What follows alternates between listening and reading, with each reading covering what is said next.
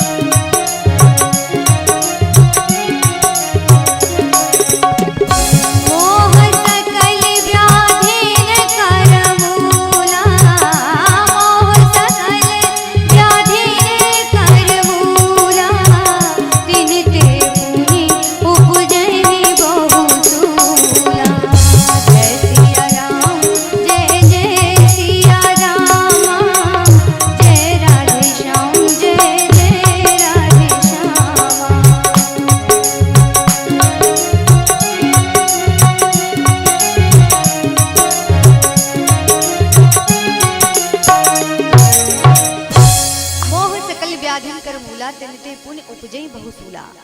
इस संसार में कई सारे रोग हैं। कुछ शारीरिक रोग होते हैं ना, असाध्य रोग लग जाते हैं, शरीर में पीड़ा हो जाती है। तो शरीर के रोग तो ठीक हो जाने की संभावना है, लेकिन मानस रोग यदि लग गया, कुछ मनोवैज्ञानिक रोग होते वो भी ठीक हो जाते हैं। शारीरिक और मानसिक दो रोग तो संसार वाले हैं ही, जिसको डॉक्टर ठीक कर सकते हैं। अब मानस रोग, मानसिक और मानस में बड़ा भेद है, बहुत फर्क है। मानसिक है व्यक्ति टेंशन से रोग बन जाते हैं, उसको थोड़ा सा टेंशन हुई डिप्रेशन का शिकार हो जाता है, उस डिप्रेशन से भी निकला जा सकता है। अच्छा माहौल, अच्छी परिस्थितियां दी जाएं, बढ़िया साइकिस्ट से उसे ले जाया जाए, ठीक हो सकता है। लेकिन अगर मानस रोग लग गया व्यक्ति को, तो फिर ठीक होने की बहुत कम संभावना है। और ये कभी कब ठीक होगा, जब प्रभु श्री राम नाम की बूटी से प्राप्त होगी। बिना उस, वो भी किसी सदगुरु वैद्य की शरण में जाकर के, किसी सदगुरु वैद्य की सानिध्य में जाकर के, तब वो राम नाम संजीवनी भी काम करती है। तो बाबा को मानस रोग लग गया, भरत जी को आज मानस रोग लग गया, मोह। और क्या हुआ, एक दिन महाराज याद करते करते करते करते याद इतना सोचे कि उनकी देह ही छूट गई। और कहते हैं अंते मति सागति, अंतिम समय में जीवन में जैसी व्यक्ति की मति होगी, उसको वैसी ही गति प्राप्त होगी, वैसा ही उसे फल प्राप्त होगा। तो हिरण की याद में इनकी देह छूटी महाराज, तो अगला जन्म इन्हें हिरण योनि में ही लेना पड़ा। अब जब हिरण योनि में लिया, इनको अपने पूर्व जन्म का सब कुछ याद है, सब याद है। पश्चाताप की अग्नि में जल रहे हैं, बड़े उदास है भरत जी हिरण के रूप में। एक दिन दैवयोग से संयोगवश उस जंगल में आग लग गई, जिस जंगल में ये भरत जी हिरण रूप में रह रहे हैं, हिरण योनि में। सारे जीव जंतु उस जंगल से दौड़कर बाहर चले गए, लेकिन भरत जी नहीं गए। जिस प्रकार वो पश्चाताप की अग्नि में जल रहे थे, उसी प्रकार उस जलते हुए जंगल में भगवान का सुमरन करते करते खड़े रहे। और कहते फिर वही बात, अंतिमति सागति। पिछले जन्म में हिरण की याद में उनकी देह छूटी थी, इस बार भगवान की याद में उनकी देह छूटी है। तो इसके फलस्वरूप इनका तीसरा जन्म हुआ जिला पन्ना में, एक ब्राह्मण परिवार में। आहा, यहाँ पर ये 7 भैया थे। 7 भाइयों में भरत जी सबसे छोटे थे, बहुत कम बात करते थे, किसी से बोलते ही नहीं थे। लोगों ने इन्हें मंद बुद्धि कहना प्रारंभ कर दिया। माता पिता ने बहुत प्रयास किया कि कुछ सीख जाए, लेकिन भरत जी को अपने पूर्व जन्मों का सब कुछ याद था। भरत जी कुछ करना ही नहीं चाहते थे कि जो सब पिछली बार जितनी गलतियां हुई, एक भी गलती नहीं दोहराना है। कि अब नसानी अब नसे हो, राम कृपा भाव निसासिरा,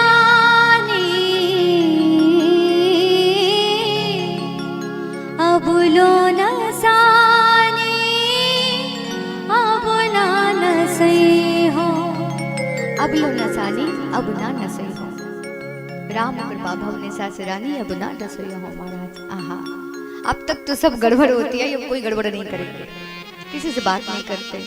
धीरे धीरे भाइयों के विवाह हो गए, माता पिता शांत हो गए, भाभीियों का जमाना आ गया। जब भाभीियों का समय आया तो भैया कौन सहन करे, वही काम का ना धंध का, 2.5 सेर अन्न का। भाभीियों को क्रोध आने लगा, थोड़ा बहुत बचा खुचा दे देती, एक दिन उस पर भी क्रोध आ गया। बस पड़ा रहता है, भोजन करता, भोजन भट्टे, इसके अलावा कुछ आता ही नहीं है। एक काम करिए, बहुत हो गया, इनकी ड्यूटी लगा दो खेत पे। जब ये कुछ नहीं कर सकते तो कम से कम फसल की रखवाली करे। महाराज भरत जी को खेतों पर पहुंचा दिया भाइयों ने। भरत जी वहां पर भी माला जाप कर रहे हैं। इतने में कुछ चिड़िया फसल चुगने लगी। भाइयों ने देखा बैठ के माला सटका रहा है, अरे सारी फसल जो है ना चौपट हो गई। भरत जी कहते तो क्या क्या दिक्कत है, भगवान का खेत है, भगवान की चिड़िया है, कोई बात नहीं। राम जी की चिड़िया, राम जी का खेत, खाए जाओ चिड़िया भर भर पेट। बोले हाँ, हल जोतते हैं हम, पानी खाद पानी सब करते हैं हम। भली बात हुई, महाराज वहां पर भी डांट फटकार के वहां से भी भगा दिया। अब भरत जी दूर जंगल में जाकर के रहने लगे। एक दिन क्या हुआ महाराज, बड़ी भीड़ लगने लगी इनके पास माताओं बहनों की।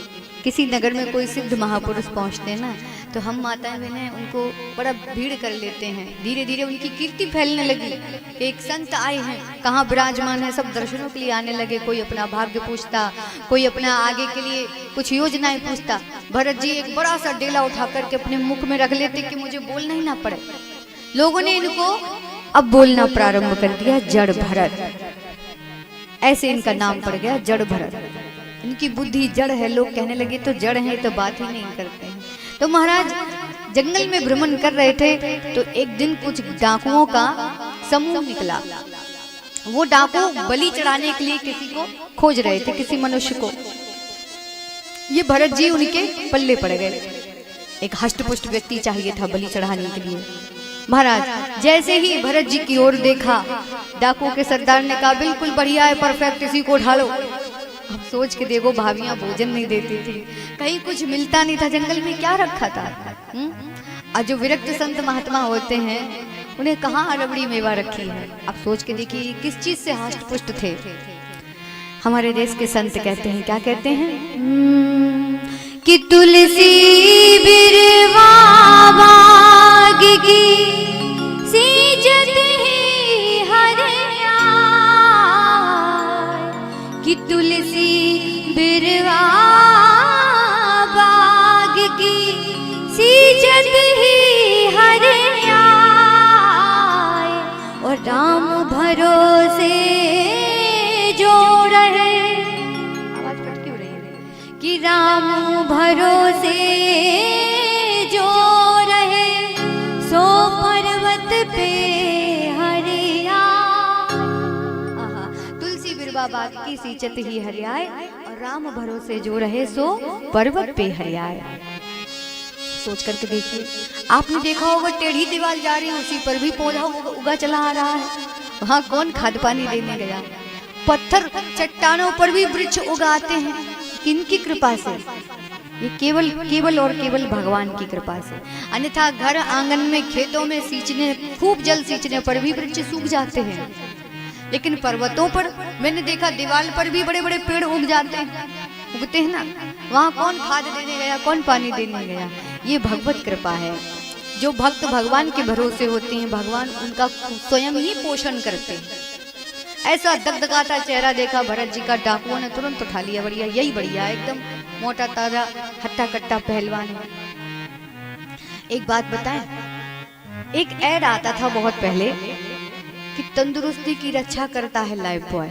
आज तक हमको समझ में नहीं आया वो ऐड।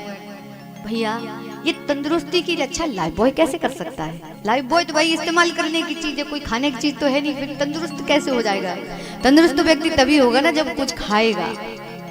ये लाइफ बॉय के भ्रम में मत रहना। तंदुरुस्ती की रक्षा करता है यशोदानंदन बॉय, नंद बाबा बॉय, लाइफ बॉय नहीं, नंद बाबा बॉय करता है। आप उनकी शरण में जाकर तो देखो, उनकी एक बार चरण शरण ग्रहण करके तो देखो, फिर इस संसार में कुछ भी दुर्लभ नहीं रह जाता। हट्टे कट्टे पहलवान देख करके डाकुओं ने उनको पकड़ लिया और पकड़ के मैया भद्रकाली के मंदिर में लेकर के गए और कहने लगे अपनी अंतिम इच्छा बताओ क्या है तुम्हारी, जिसकी याद करना चाहो वो कर लो, हम तुम्हारी बलि चढ़ाना चाहते हैं। जैसे ही कटघरे में सर को नीचे किया और जैसे ही एक कटार से उनकी ओर आक्रमण करना चाहा, तभी वहां मैया भद्रकाली प्रकट हो जाती है। बोलिए जगत जननी जगदम्बा माता की। मैया भद्रकाली प्रकट होकर के सब डाकुओं को मार भगा लेती है और भरत जी से बार बार अपने वात्सल्य से खूब आशीर्वाद देती है कि तुम्हारी भक्ति प्रबल हो, मेरे होते हुए मेरे कारण तुम्हें कष्ट मिला।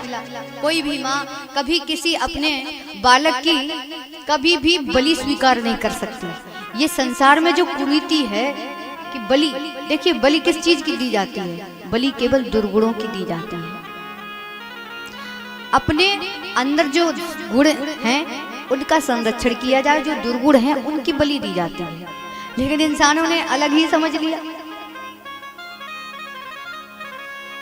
कोई भी माँ अपने आप से अनुमान लगाइए, यहाँ बैठी समस्त माताएं, क्या आप स्वीकार कर सकती हैं कि कोई आपके बालक का सर काट के आपको प्रसन्न करे? आप प्रसन्न होंगी कि दुखी हो जाएंगे? अरे उसका ही सरकार ढालेंगे। और अपना बालक तो छोड़ो, पड़ोसी के बच्चे को भी अगर कोई ये सोचे कि इसका सर काट के किसी को प्रसन्न कर दे तो भी आप स्वीकार नहीं करोगी। वो तो जगत की जननी है। माँ ने सबको दंडित किया। प्रेम से बोलिए भक्तवत्सल भगवान की। महाराज अब जैसे ही आज श्री भरत जी महाराज पुनः तपश्चर्या करने के लिए आगे की ओर बढ़े तो क्या हुआ, बड़ा आश्चर्य हुआ। फिर बेचारे आफत में पड़ गए। एक राजा रहुगढ़ सुदूर देश से परिभ्रमण करते हुए गंगा सागर जा रहे हैं कपिल मुनि के आश्रम में ज्ञान प्राप्त करने के लिए। राजा रहुगढ़ पालकी में है और 4 कहार उनकी पालकी में लगे हुए हैं। अचानक से एक कहार का स्वास्थ्य खराब हो जाता है। जब स्वास्थ्य खराब हुआ तो राजा रहुगढ़ ने कहा एक काम करिए, देखिए यहाँ कहीं मनुष्य हो तो बुला लीजिए उसे, उसमें पालकी में लगा दीजिए। अब 3 कहार खड़े हैं और चौथा कोई है नहीं, बस इन्हीं की तंदुरुस्ती फिर आड़े आ गई। यही बढ़िया है, बढ़िया हट्टा कट्टा पहलवान है, इसी को पकड़ लो, अच्छे से बढ़िया चलेगी पालकी। महाराज भरत जी से आज पालकी ढोने का काम करवाने लगे। भरत जी को बोला और भरत जी आज तक कुछ नहीं बोले। इतना सब हो रहा है लेकिन भरत जी आज तक कुछ नहीं बोले, चुपचाप पालकी में लग गए और कंधे में धर के पालकी को ढोने लगे।